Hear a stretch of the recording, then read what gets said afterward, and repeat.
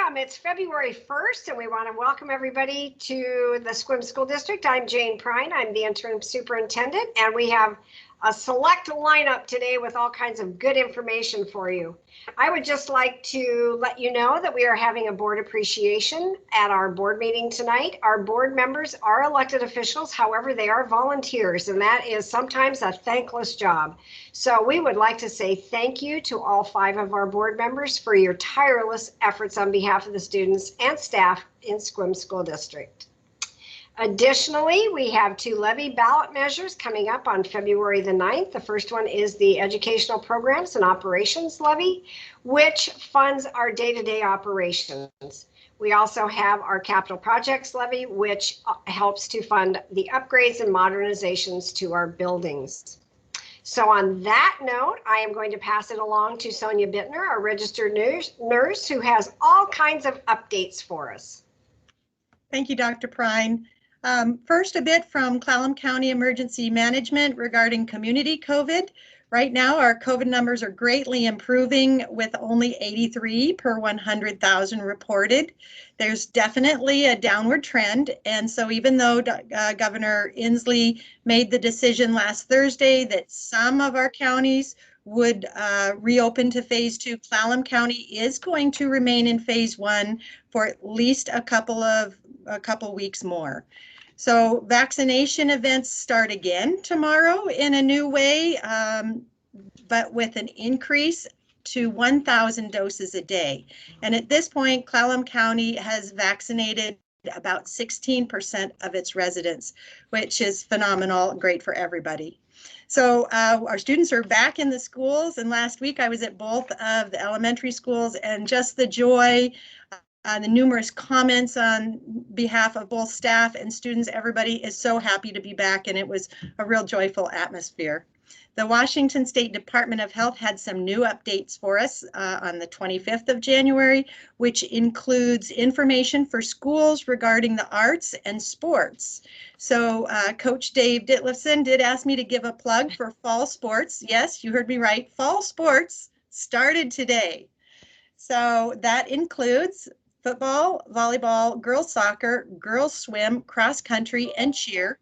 Boys tennis is going to wait till a little later in our fall season till the weather gets better. So how backwards is that? But masks will be mandatory and contact will be limited while we're in phase 1. All our coaches are really excited getting the kids back and active. And as we move into phase 2, then there'll be an abbreviated game schedule. Thank you very much. Thank you, Sonia, very much. And now I'm going to pass it along to Megan Like, our Public Information Officer. She has some fun updates for us. Megan? Yes, thank you. We have a new dashboard that will be located on the front page of our website later this week. It'll just give you some information based on all of our students that are going to be on campuses, information on COVID, and we are looking forward to you looking at that. We also want to celebrate Black History Month, and it is going to be CTE Month. There's going to be a lot of different social media things that we will be putting out as well as on our website. We also like to say thank you to all of our school counselors and psychologists. That it is National School Counseling Week. So this week, Monday through Friday, don't forget to give a high five or a wave to a counselor. Thank you very much. And Darlene, I have a question for you. Since you oversee food service, I had a question today. Are we contemplating putting up outdoor venues? That might be too strong of a term, but outdoor, are we going to plan outdoor areas for our students to eat when students start coming back to our middle school and our high school?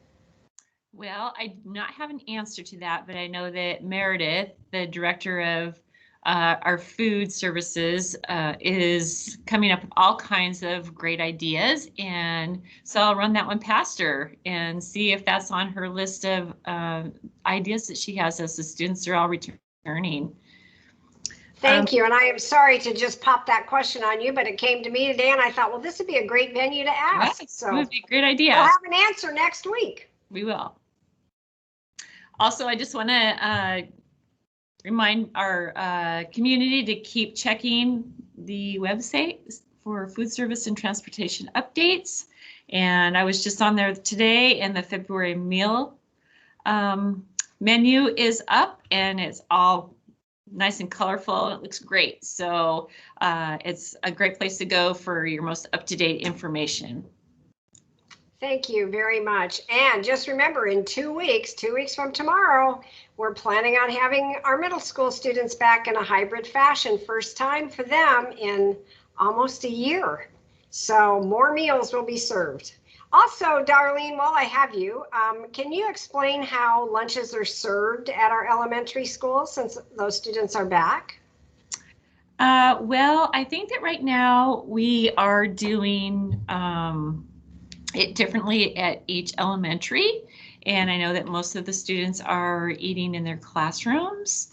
And so there's a juggling of sack meals for students that are in school, and then there's also the sack lunches that are going home with all the meal components for the other days of school. If you're AA, then for the BB days, and then vice versa. So it's getting more and more complicated, and more sack lunches and different things to pack home, and so I think that more hot lunches will be coming soon, and as more students are in class, and those are part of all those ideas that the food service director has on her list.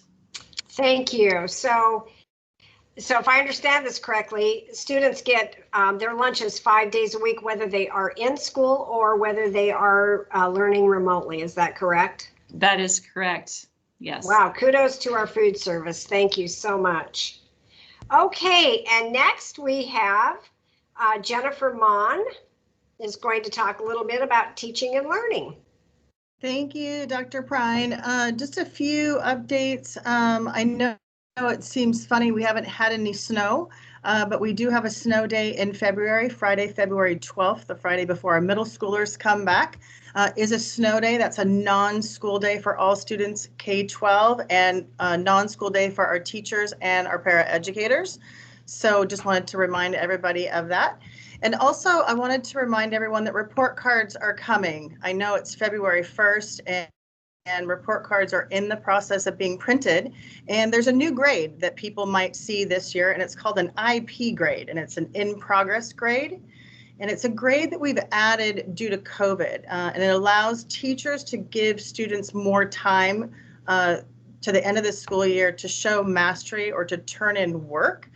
We didn't want a lot of negative information coming out that kids don't, no credit or incompletes. And so we're taking a positive spin, and we're allowing students to have some more time. So if you see an IP on your student's progress report, that just means it's in progress. Teachers just don't have enough information to accurately assess where your student is at.